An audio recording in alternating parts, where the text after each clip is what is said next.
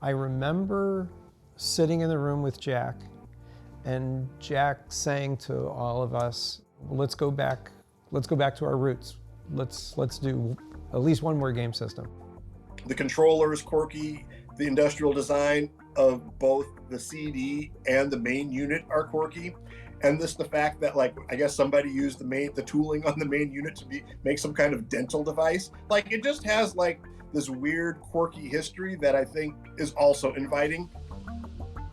One of the most interesting things about the architecture of Jaguar was this notion of having the Motorola 68000, which basically was responsible for booting and housekeeping, and then the Tom and Jerry chips. I mean, I think at the time, 68000 was still a strong processor, but obviously it was in the Genesis and other things, so you weren't really getting that true 64-bit experience. But I think there's games out there that took advantage. There's so many features in Jaguar that for a developer like Jeff Minter that did Tempest 2000 for Jaguar was like, wow, give me this.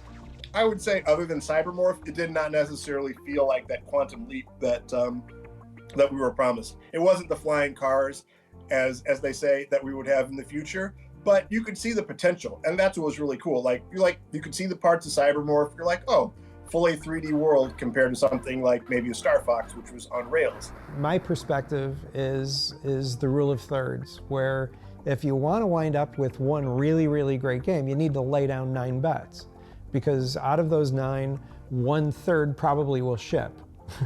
And out of those 3 games, one is going to be a hit, the other will be, and the other probably might be a dinger. Yeah. You know, there just wasn't enough momentum behind the Jaguar at that time to be able to do that, when Sega and Nintendo were basically already on their 3.5 generation of consoles, you know, at those times. I mean, if Aliens versus Predator came out as a launch title, maybe the history of the Atari Jaguar might have been slightly different. I think there are a lot more Jaguar fans today than there were when the system actually came out, and it's cool to see people enjoying the system some 20 odd years later.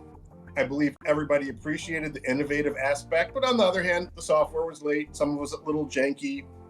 But I think just saying, time heals all wounds, to go onto the Jaguar forums now and look at the love for the system, honestly, like somebody that worked on it, I can't say that I completely understand it, but I totally appreciate it. I'm like, where were you guys like 20 or 30 years ago? Like, you would have made my life like a heck of a lot better.